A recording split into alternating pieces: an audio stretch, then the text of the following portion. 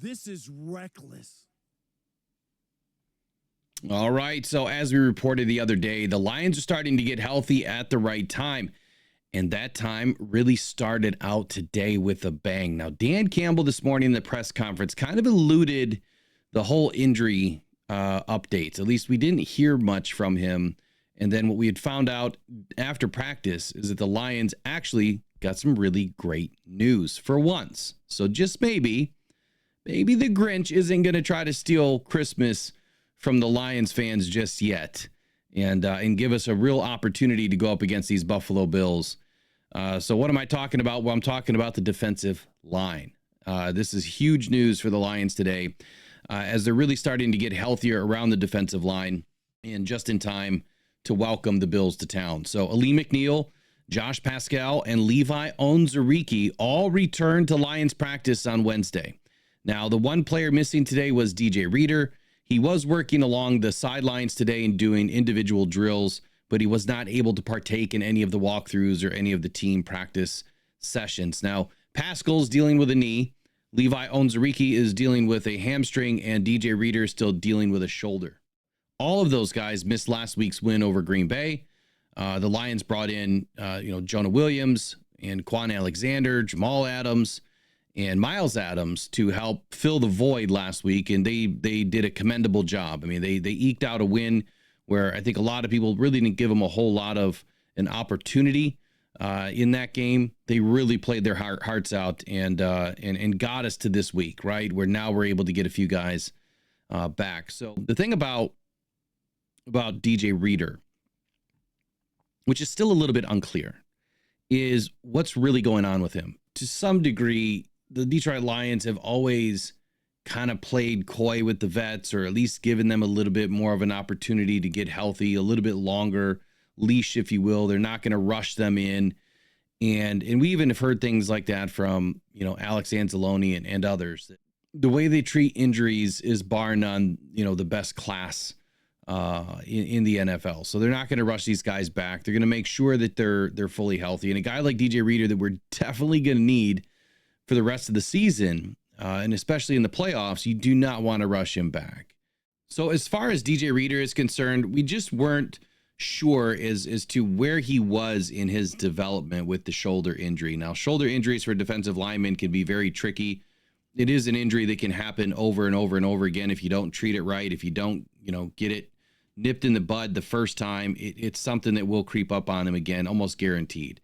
And so I feel like the Lions, by holding him out of the padded practice today, not only was it precautionary, but it's just another way that the Lions deal with their vets coming back from injury. So I am expecting him to be at practice tomorrow and finally get to go through some of the walkthroughs. Now, tomorrow won't be a padded practice from what I understand.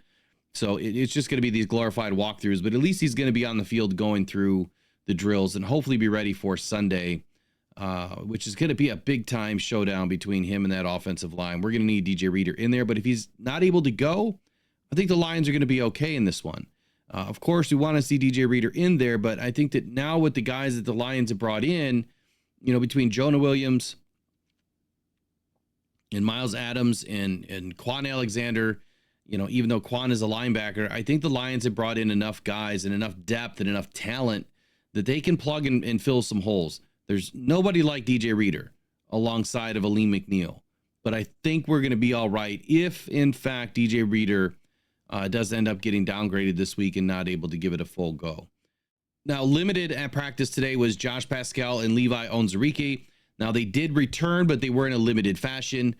Pascal was injured on Thanksgiving and missed last week's game versus the Packers. But his return also indicates that he's nearing a return to game action. Again, I'm hopeful that he's going to be able to get into the game versus the Bills this weekend. But in his place, Al-Quadin Muhammad has really played, exceptionally well. The guy has just really stepped up, and he's played well above expectation. And I think that he's just been one of those bright, stars on this team right now. When you're just up against it, we're up against it with injuries. You need to find some guys, and some guys just need to show up. They need to play well beyond, what they were brought in to do. And Al-Quadin Muhammad is one of those guys. As far as Levi Onwuzurike goes, Still don't know a whole lot about what's going on with him. I mean, clearly him being back at practice today is great. It just doesn't look like there's much more information out there than he was at practice today. As far as full participants today, Ali McNeil, concussion in the concussion protocol. Dan did say that he was feeling better on Monday and that he needed to clear concussion protocol. So as far as him being removed, from the Packers game, not once, but twice, I mean, that's kind of a big deal, right? I mean, he clearly got his head banged around a couple of times, and we're hopeful that, this time around this week, he'll be healthy enough to get into the game. We'll see. McNeil was able to return to practice in full on Wednesday, indicating that he is taking the proper steps forward and that he is trending towards making a full recovery and passing the concussion protocol. The team is obviously expecting him to be ready to take the field this week, and that's what we'll be looking forward to on Sunday. Wishing him nothing but the best, man. Head injuries are funny. Even the most minor of head injury can be major, because there's really nothing minor about having a head injury. Any TBI or even just what you could consider a minor concussion, there's still a pain in the ass. Wish him nothing but the best, man. They're funny to deal with, and not in a good way either.